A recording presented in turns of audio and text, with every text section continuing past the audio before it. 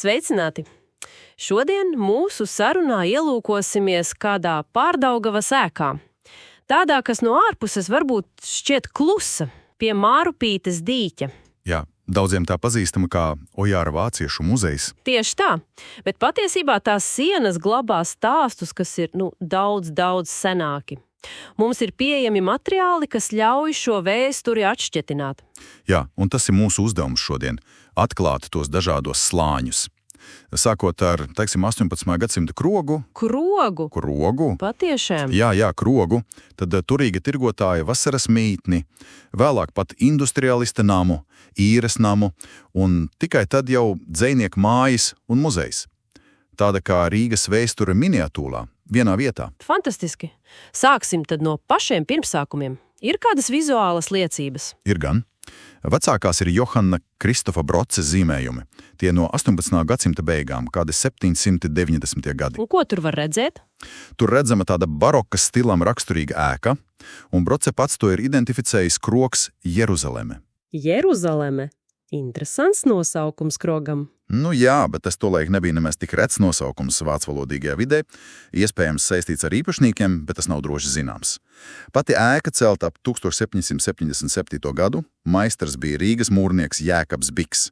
Un procesa zīmējumos var labi redzēt tāda garena koka ēka, valmijums, tas ir tas lauzītais. Saprotu. Pirmais stāvs guļbūve, tur tad bija krogas zāle, virtuve, otrais stāvs mansards, pildrežga tehnikā, ar tām redzamajām koka sijām. Tur dzīvoja krodzinieka ģimene un bija arī viesu istabas. Un viss tas ar skatu uz Dzirnavu dīķi. Droši vien bija jauki. Noteikti.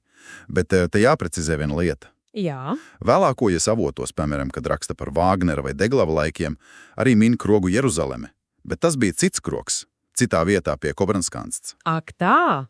Tātad šis konkrētais nams kā krogs darbojās tikai līdz, 18. un 19. gadsimta mijai? Tieši tā. Tad tā kroga ēra beidzās un sākās, muižiņas periods. Un kurš tad bija nākamais saimnieks? Par jauno īpašnieku kļuva Teodors Heinrichs von Schrēders, ļoti turīgs pirmās ģildes tirgotājs nācis no Rostokas. Pirmās ģildes. Tas Rīgā nozīmē pašu augstāko līmeni tirgotāju hierarhijā, vai ne? Jā, noteikti.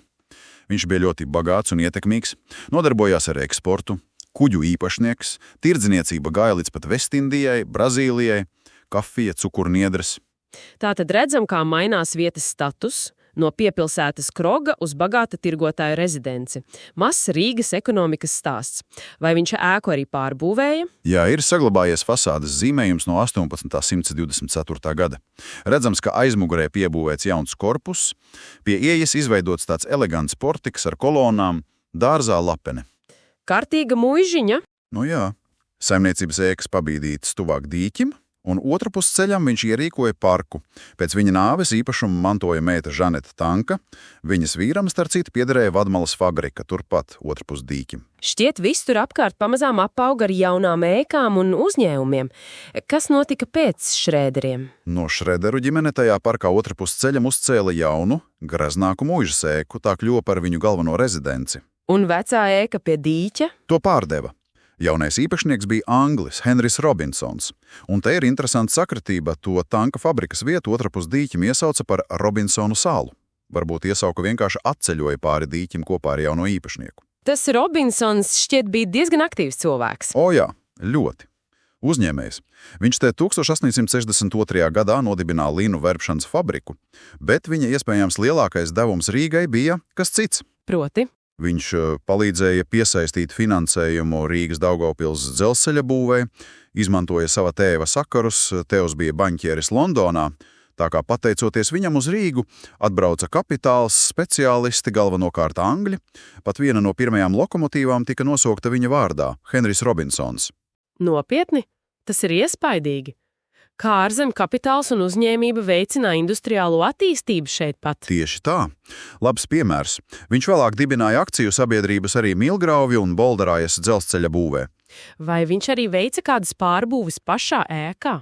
Jā, viņa laikā tā ieejas portika vietā uzcēla tādu plašu rizolītu, izvirzījuma fasādē.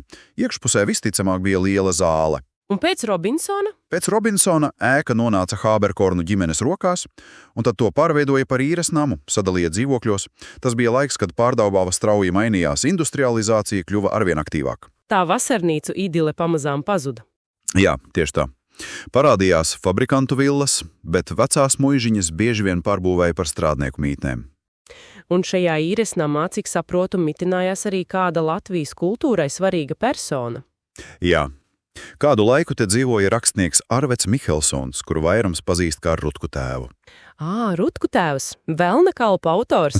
Tieši viņš. Var tikai iedomāties, viņš skatās pa logu uz Māras dīķi, uz dzirnavām. Varbūt tieši šeit radās iedvesma tam romānam, jo darbību taču notiek tieši šajā apkārtnē. Pēdējā lielā pārbūve ēkai bija 1928. gadā pēc arhitekta Eižena Laubes projekta. Tad izveidoja 7 dzīvokļus. Un tad paiet vēl kādi gadi, un 1960. gadā 3. dzīvoklī ievāca dzejnieks Ojārs Vācietis. Jā, Ojārs Vācietis. Dzīvoklis pats par sevi nebija nekas īpašs, bez lielām ērtībām, bet viņu ļoti saistīja tieši apkārtnē. Kas tieši? Mārupīts ūdeņi, tie veci Āģenskalna nostūri, tirgus kņāda turpat netālu mazā nometņa iela Arkādijas parks. Tā vide viņu ļoti iedvesmoja. Daudz dzejoļi ir radušies šeit, arī tās slavenās rindas par dīķi, kas nu jau par ezeru saukts.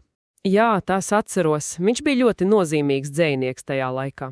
Viens no centrālajiem noteikti, ļoti ražīgs, 18 dzejas grāmatas, 6 bērniem arī proza, un tulkotājs, viņa tulkotais Bulgakova Maistrs un Margarīta joprojām ir, nepārspēts. Bet viņa mūžs diemžām aprāvās agri. Jā, tikai 50 gadu vecumā. Pēc viņa nāves dzīvoklī izveidoja memoriālo muzeju. Sākumā tikai dzīvoklī, bet pamazām tas pārņēma visu ēku. Un tagad tas ir aktīvs muzejs. Pilnīgi noteikti. Tur ir gan dzejnieka dzīvoklis apskatāms, gan izstāžu telpas, notiek lasījumi, pasniedz vāciešu prēmiju jau kopš 1984. gada. Pieejies ar Ojara Feldberga veidots piemineklis. Viņa rīko arī visādus pasākumus ārā, pat uz peldošas skatuves dīķī. Tātad, ja mēs tā paskatāmies atpakaļ neticami, no Kroga Jeruzaleme līdz Šrēderu un Robinsonu muižiņai, tad īres nams ar Rutku tēvu un visbeidzot Ojāra vāciešu mājas un muzejs. Kāds ceļojums vienai ēkai? Jā, tas liek aizdomāties. Cik gan daudz šādu stāstu glabājas aiz citu Rīgas namu fasādēm, varbūt pat pavisam necilām. Un vai nākotnē šis muzejs nevarētu, piemēram, izveidot ekspozīciju, kas stāstītu par visiem šiem ēkas posmiem, ne tikai par pēdējo dzejnieka laiku? Interesanta doma, cik daudz vēstures slāņu mums visapkārt vēl gaida savu atklāšanu.